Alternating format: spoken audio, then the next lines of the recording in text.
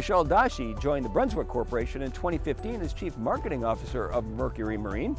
She's responsible for marketing over $3 billion worth of products each year, probably the biggest marketing job in the marine industry worldwide.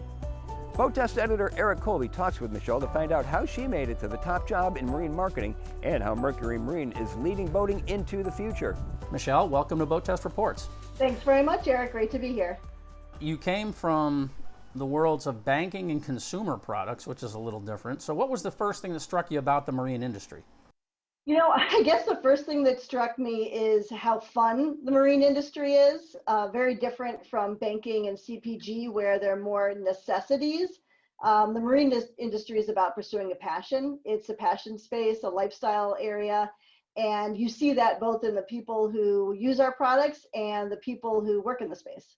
And I think the two things that struck me most was the ability to build and create a brand connection for the Mercury brand with our customers and our consumers.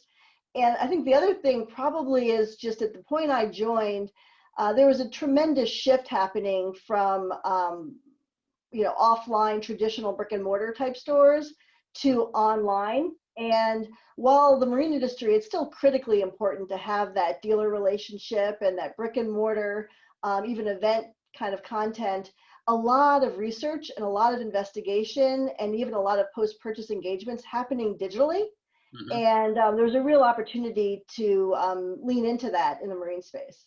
And what was most surprising is no matter what market you were in, no matter what income level, no matter what type of boat, there was a real common desire to use boating as a source of adventure. And that adventure might be really different from one person to another. For some, it might be fishing competition. Others, it might be high-speed performance boating.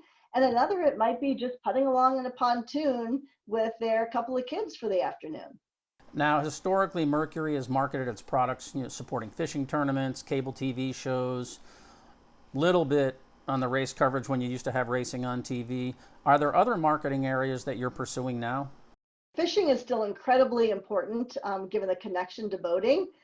We're always looking to expand our reach and engagement across the whole industry. I'd say two groups that are really relevant right now are reaching out to that next generation of boaters, those millennials, first-time boaters, as well as increasingly with the female marketplace. Buying power among females is growing at a significant rate, and the opportunity to bring them into the boating lifestyle is real strong. Now, you historically did have a pretty good battle on your hands in terms of the saltwater outboard market, but that seems to kind of be turning the last couple of years. What have you done to increase your penetration in that area? We're really fortunate. It definitely has been turning a lot in the last couple of years, and it's a tribute to the whole enterprise. Every function has played a role in the strong position we now have in saltwater.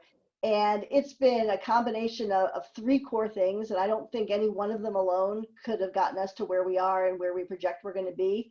It's fantastic product that meets the needs of those boaters. It is really strong relationships with our builder partners and dealer partners.